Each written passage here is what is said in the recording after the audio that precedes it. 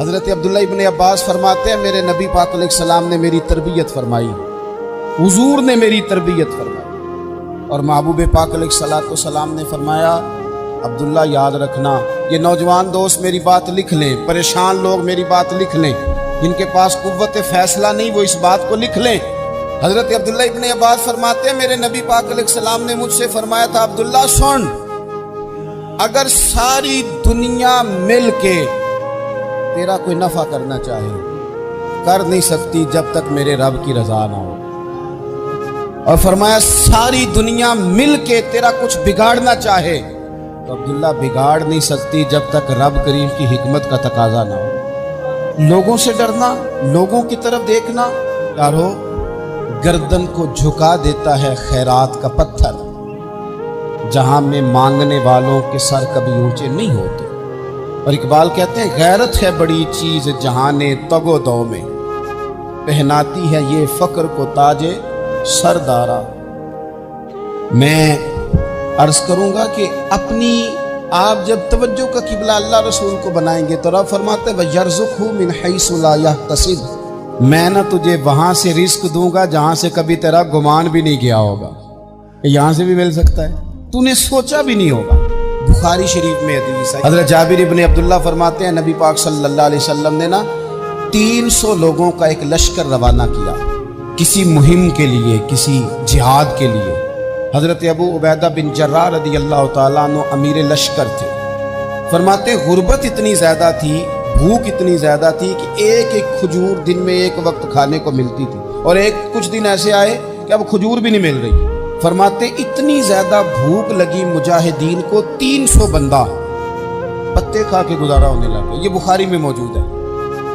آپ فرماتے ہیں کہ دریا کے کنارے ہمارا پڑاؤ تھا، ٹھہراؤ تھا، جب بھوک سے نڈھال ہو گئے نا وَيَرْزُقْهُ مِنْ حَيْثُ لَا يَحْتَسِبُ، اللہ وہاں سے روزی دیتا ہے گمان بھی نہیں ہوتا۔ فرماتے ہیں ایک مچھلی اللہ تعالیٰ نے دریا کے کنارے بھیجی، فرماتے ہیں وہ تھی تو مچھلی پر پہاڑ جتنی تھی۔ بخاری میں لفظ ہیں، حضرت جابر ابن عبداللہ رضی اللہ تعالیٰ عنہ فرماتے ہیں 300 آدمی 18 دن تک اس مچھلی کو کھاتے رہے، مچھلی ختم ہی نہیں ہوئی۔ مچھلیاں نہیں، مچھلی کہتے ہیں 18 دن 300 بندہ کھاتا رہا، مچھلی ختم ہی نہیں ہوئی۔ اور فرماتے ہیں کہ اس کی ہڈی نکال کے، کانٹا کہیں گے آپ اپنی زبان میں، کہتے ہیں وہ نکال کے نا تو اس کو کھڑا کیا نا جب، تو اونٹ کجاوے سمیت اس کے بیچ سے گزر جاتا تھا، 2 اس کے کانٹے جوڑے۔ فرماتے ہیں وہ اس کا گوشت ہم کھاتے تھے اور اس کی چربی بطور تیل کے ہم جسموں پہ ملتے تھے، بیماروں کو اس سے سکون آتا تھا، تندرستی شفا ہوتی تھی۔ فرماتے ہیں ہم کھایا بھی ہم نے، اور کچھ لے کے ہم مدینے بھی گئے، اور قربان جائیں نبی پاک نے بھی اس میں سے کھایا۔ ہم نے عرض کی حضور یہ معمہ کیا ہے، یہ ماجرا کیا ہے؟ تو محبوب نے فرمایا تمہارے پاس غذا نہیں تھی، رب نے تمہارے لیے بندوبست کیا ہے، اللہ نے تمہیں دیا ہے۔ اس پر ایک اور بات عرض کر دوں، صحیح بخاری سے، مسلم سے ایک اور بات، کچھ چیزیں ایسی ہیں جن سے اللہ کی مدد آتی ہے، مدد ملتی ہے۔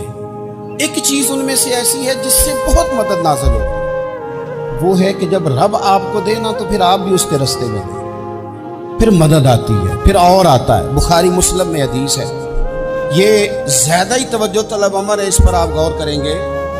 حضرت ابو ہریرہ فرماتے ہیں کہ نبی پاک علیہ السلام نے فرمایا ایک شخص نے بادلوں کے اندر سے آواز سنی کہ فلاں آدمی کا کھیت اور باغ خشک ہو گیا ہے، وہاں برسو اور اس کے کھیت کو سیراب کرو۔ وہ بڑا حیران ہوا کہ بادل سے آواز آ رہی ہے۔ پھر اس نے دیکھا کہ ایک پہاڑی پر بارش ہوئی، وہ بادل وہاں برسا، پھر نالیوں سے ہوتا ہوا پانی ایک طرف چلا، تو جس نے آواز سنی تھی حضور بیان کر رہے ہیں، وہ بھی پیچھے پیچھے چلا کہ پانی کدھر جا رہا ہے۔ اس نے جا کے دیکھا کہ ایک مقام پہ ایک باغ کو وہ پانی لگ رہا ہے اور ایک آدمی وہ پانی لگا رہا ہے۔ اس نے اس سے پوچھا تیرا نام کیا ہے؟ اس نے کہا کیوں؟ کہنے لگا بتا نا۔ اس نے نام بتایا تو کہنے لگا یہی تو وہ نام ہے جو میں نے بادلوں کے اندر سے سنا کہ فلاں کے کھیت کو پانی دے دو۔ اس نے کہا یار تو کیا عمل کرتا ہے کہ اسپیشل تیرے لیے بارش برسے؟ یہ بخاری پڑھ رہا ہوں، سیاستہ سے حدیث عرض کر رہا ہوں۔ اس سے پوچھا تو کیا کام کرتا ہے کہ جناب اللہ تبارک و تعالیٰ کا حکم کرم آیا کہ خاص تیرے لیے پانی برسے اور تیرے کھیت کو سیراب کرے. تو اس نے کہا چھوٹا ذمہ دار ہوں، پر جب فصل اگتی ہے تو 3 حصے کرتا ہوں. ایک حصہ اپنے بال بچوں پہ، بہن بھائیوں پہ خرچ کرتا ہوں، ایک حصہ پورا، اور ایک حصہ دوبارہ کاشتکاری پہ لگاتا ہوں، اور تیسرا حصہ خالص میں نے مسکینوں، یتیموں اور غریبوں کے لیے رکھا ہوا.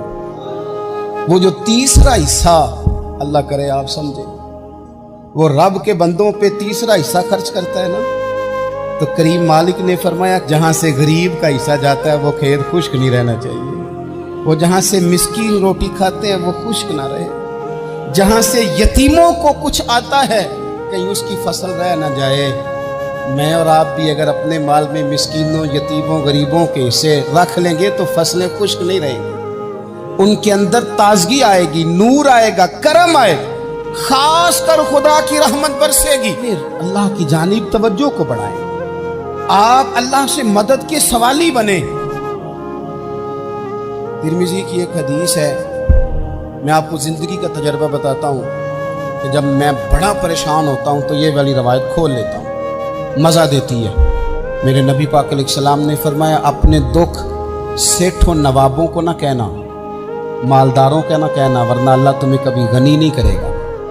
فرمایا اپنے دکھ اپنے رب کی بارگاہ میں عرض کرنا، جلدی کرے یا دیر سے کرے اللہ تمہیں لوگوں سے بے نیاز کر دے گا، اللہ تمہیں غنی کر دے گا. رات کو بیٹھو نا اس کی بارگاہ، اسے دکھڑے سناؤ، چھوٹی چھوٹی باتیں. حضور نے فرمایا نمک بھی مانگو تو رب سے مانگو. چھوٹی چھوٹی بات سے شروع کرو نا. جب بندہ شروع کرتا ہے نا چھوٹی چھوٹی چیزیں تو بڑی ساری چیزیں یہ اس طرح ہوتا ہے جیسے بندہ رب سے گفتگو کر رہا ہے. مالک مجھے یہ چاہیے، مالک میں یہاں.